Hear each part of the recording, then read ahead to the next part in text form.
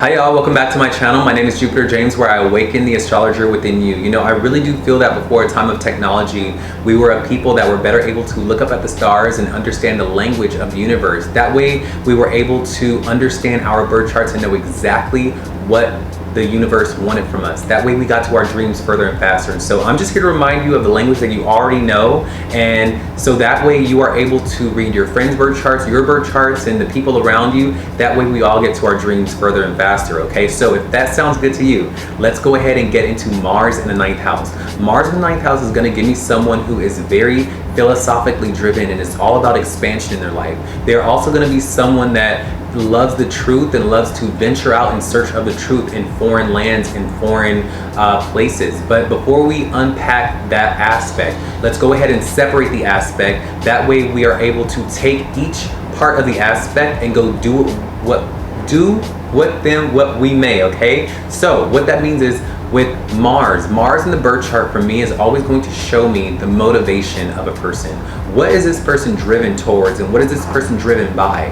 What is this person's putting their energy and their life force energy into? What is this person willing to fight for and willing to defend and willing to be tired for? You know, because think about it, if you're putting your energy into this thing all day, then you get home and you're like, oh, I'm tired. And when your friend or your family asks you why you're tired, it'll be this thing that Mars is pointing to. You'll go, oh, I'm tired because I've been doing my 9th house thing all day. Like, I just been doing my, you see what I mean? So that is what Mars is. It's the MO, it's the motivation, it's the action of the person. Where's this person putting their actionary life force into in this life?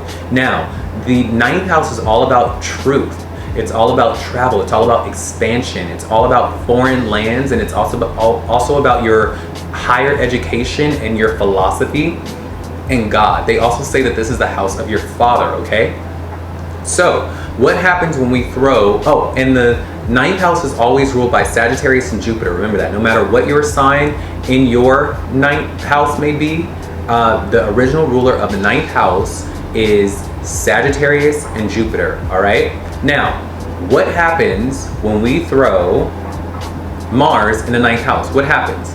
This is gonna be someone who is very driven and putting a lot of their life force into traveling, knowing the secrets and the truth of life. This person is going to want to know the truth of life. They are going to want to know the higher philosophies of the world. So these are your people, your philosophers. These are your people who are probably always in the library, and they want to know about Van Gogh, and they want to know about Edgar Allan Poe, and they want to know the teachings and the preachings of all these great historians and things like that. And then these are the people that want to get on planes and go to India and go to the ashrams and whatnot, and the temples, and learn from monks. And they really want to know the higher learning, the connection, because this is a God house as well. And so they're going to want to know what God means for them and what it means, and they're going to want to know those things. Now, this is also someone who is also driven towards truth. They are driven towards learning about the truth,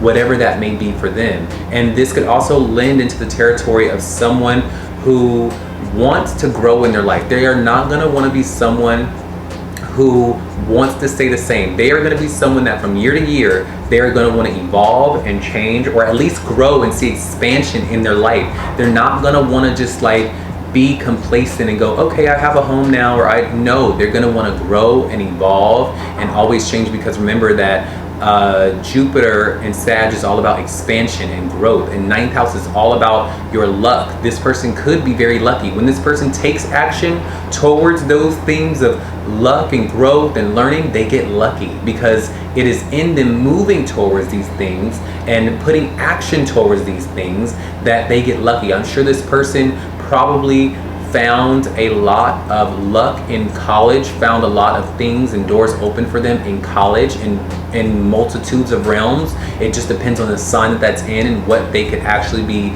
finding luck in. That's why I want you guys to tell me the sign of your Mars in the 9th house. Can you tell me the sign that's under, please? That way I'd be able to write back to you what that can mean for you. But yeah, I'm sure when you take action and you move and you put a lot of energy and effort towards your higher learning and your truth and travel, you get very lucky. This is a very lucky house, and this is how you actually activate your luck. You activate your luck by going on adventures, by not staying the same, and by breaking barriers and breaking language barriers and breaking racial barriers and breaking cultural barriers, by you venturing off into that far out land, or by you going to that college, or by you learning from that guru, or doing those things.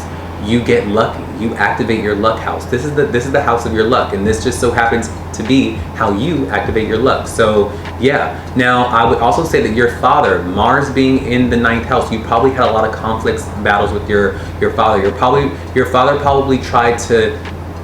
I want to say he probably, like, you know how you have those dads that beat you to teach you, where they like beat you down, not physically, but like maybe with their words or with the way that they teach. They're just very domineering, and you're like, damn, like, Dad, I understand that you want to teach me, but do you have to like beat me to teach me? Do you have to like ruffle me up or degrade me in order to make me learn a lesson? Like, godly. But like, that's how your father was. Your father was someone who you probably, even though he was teaching you the right things, his style was very aggressive. His style was very brash.